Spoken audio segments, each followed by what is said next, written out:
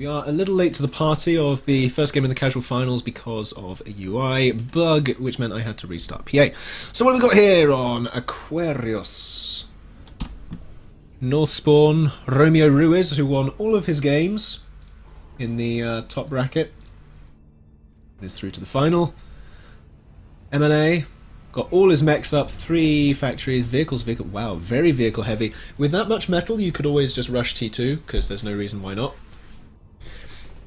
Indeed, I'm surprised that we don't have an air factory, so definitely just going to go on a hard aggression here. Playing for this central point here is Alfredrothefish, in yellow, MLA, South Spawn.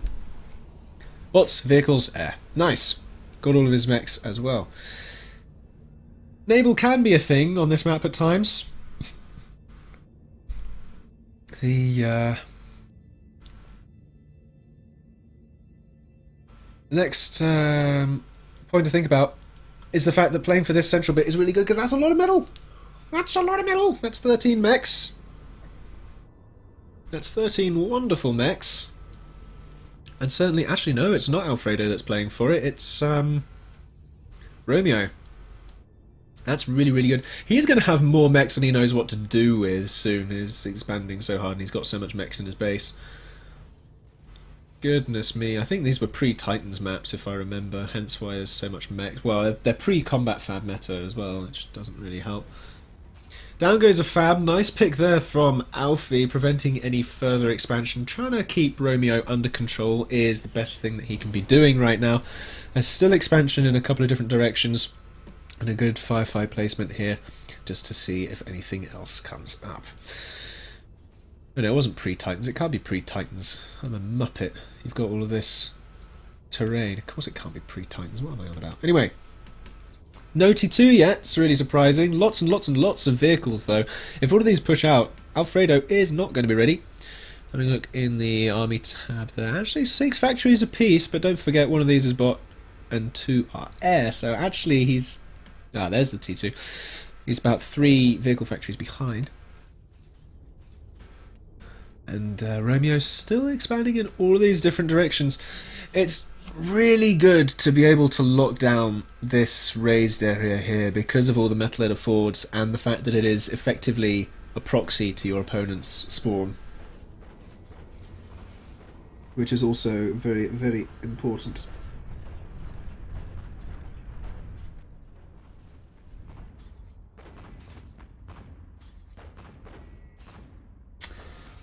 Couple of bits of trading there.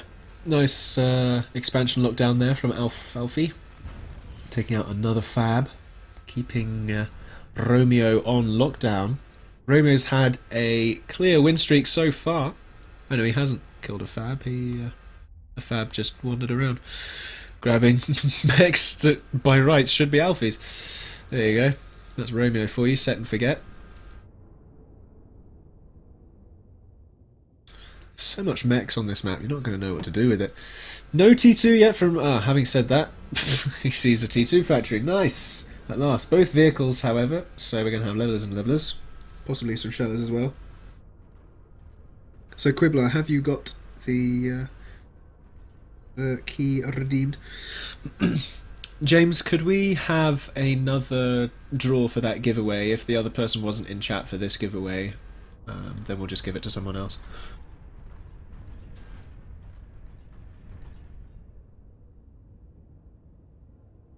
If that is okay, if you are still there.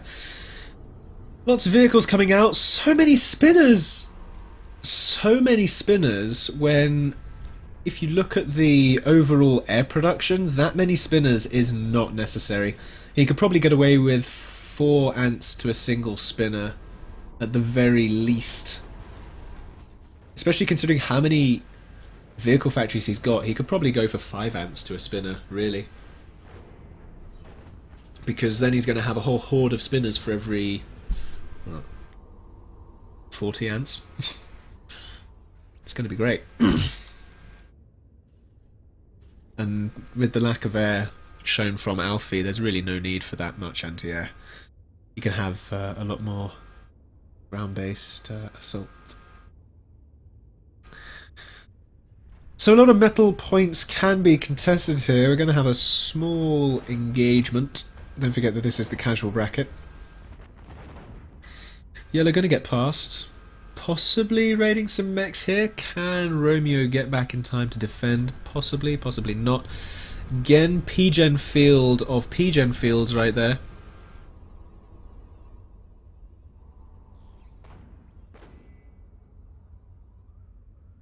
And, well, I think Alfie will actually manage to get some of this metal raided here, which is going to be really, really nice for him.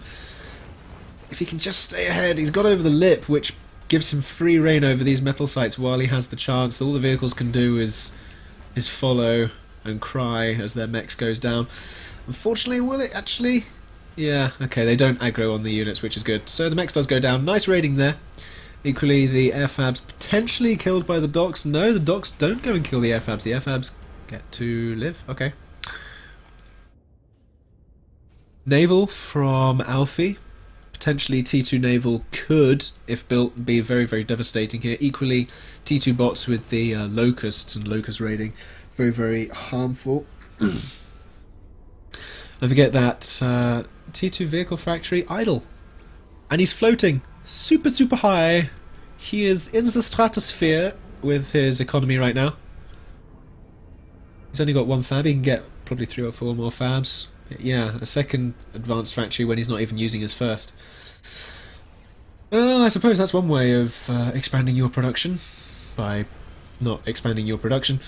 Pushing into the base now from Alfie. Could potentially do a little bit of damage. All the defensive units were rerouted by Romeo to deal with the small attack incursion, and therefore there's a distinct lack of units to defend this base, apart from a comm uber cannon. If a good uber cannon hits, which it isn't going to do because the comm is in a labyrinth of power generators right now. Ah, there's the defensive force. I was going to say, where did all of the tanks go? More air from Alfie.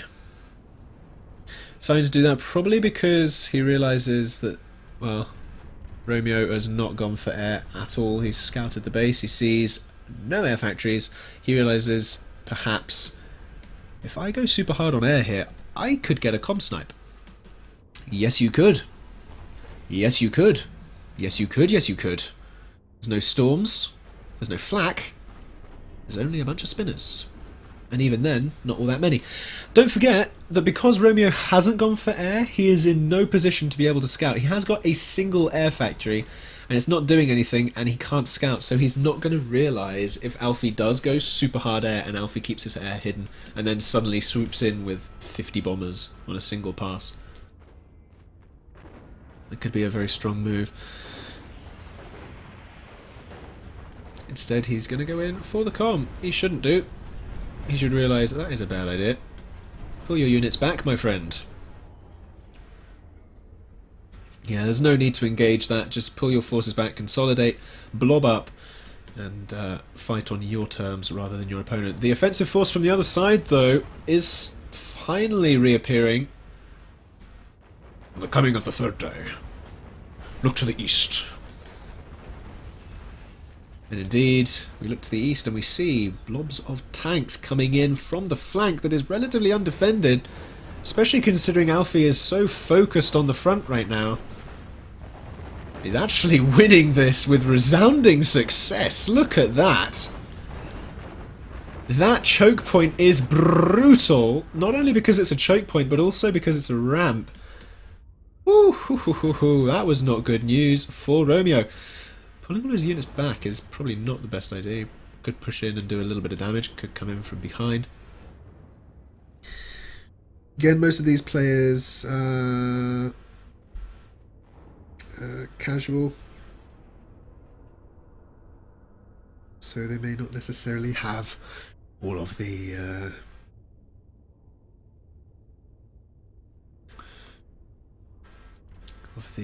thoughts and pro strategies of the pros, by very definition, of being casual. Haha! Yeah, arguably being the most casual is not as good as being half as casual. I don't know. It depends. Do you want to win a tourney or not? You know. So the unit's wandering back for seemingly no reason.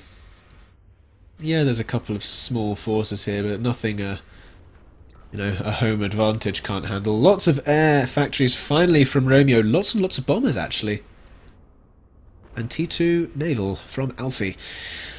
So the bombers from Romeo aren't going to do a huge amount if they can't have the air to support them. They're going to need to stay behind the spinners 100% of the time until they have some hummingbirds to really tackle Alfie's air dominance right now. Not to mention the fact that Alfie as well, in lieu of this transition, has built some spinners in his force. Whether he did that by default or whether he did that thinking, okay, so what if he does go to air? Probably just the auto, oh, I should probably put a spinner in here just for, you know, for posterity.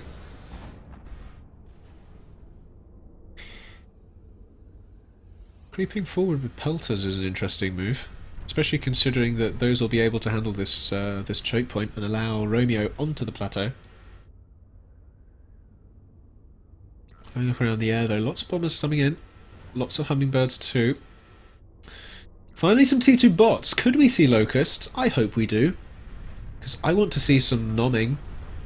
There's a lot of P-gens all in one place. A single lucky shot of locusts going all the way through there will finish all of that up in due course.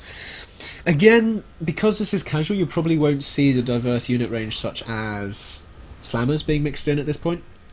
Ideally you would, because they're able to kite and deal with pelters. Bombers coming in, they probably could have done a lot there actually. There's only four spinners in that force. That was an ample opportunity for them, especially when the opponent's air is not there to defend. There is a storm there, however. Oh, if he sends his bombers in over that storm. Come on, this is a casual game. We might actually see it. I hope we do. I so hope we see bombers go over a storm in a casual game. That's like pointing and laughing at someone slipping on a banana skin. Oh, here they go! Come on, over the storm! Over the storm! Yes! Bye, bombers! I mean, to their credit, they did do a lot of damage in that bombing run, but still. Right. He's now clear to push in. He's got to get through all the turrets first. That having been said... Oh dear. Sorry, I get giddy whenever I see a storm actually put work in. I love it.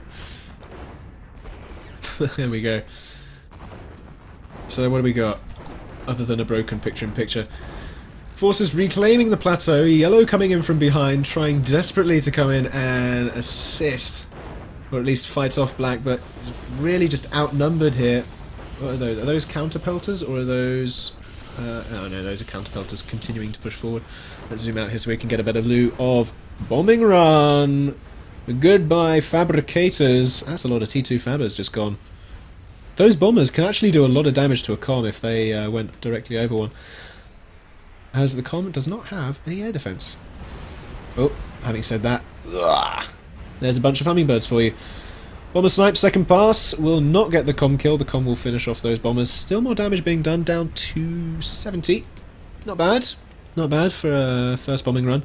Thing is now, though, black is very much aware of it. In the meantime, though, we have got kaijus finally out from the T2 naval, coming up onto the plateau to assist with this push. And they will actually put in good work here, I think. Kaijus are always... not a thing you want to have to deal with. If you hear my cat meowing outside my window, apologies. She is wanting to come in for her dinner.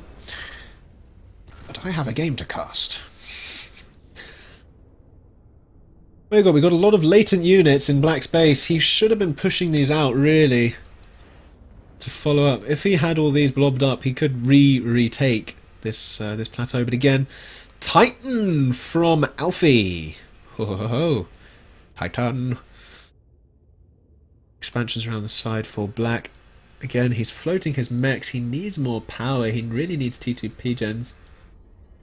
so that he can really use this. He's got T2 air, so maybe he's thinking of getting some sort of air superiority out, but looking at the way this is going, we really need some extra stuff coming out from yellow in terms of strategy here. If we have the late game strategies thinking about how he's going to finish off the comm. The bombing pass worked fine the first time round. You know, he got him down 30%. If only he had more bombers, and then he could finish him off. Instead, he's going for a Titan, which looks like it could do a lot of damage. Of course, it's an Ares, so it has insane range. What do we got, though? Kaijus against Pelters against Ants. That is going to go in favour of yellow here. Oh, dear. Certainly with the range and the kiting, but the Pelters, though, putting in the work. You cannot argue with that. Kaiju's bulking up. Oh, dear. I mean, birds and bombers coming in. There's another storm. Down go the bombers again. 2 storms. You don't want to send bombers over mobile flak. That was a mistake by Black. It rhymed, yay! Oh dear. I love storms so much, because when there's a bit of Miss Micro there, it's so juicy. It is so juicy.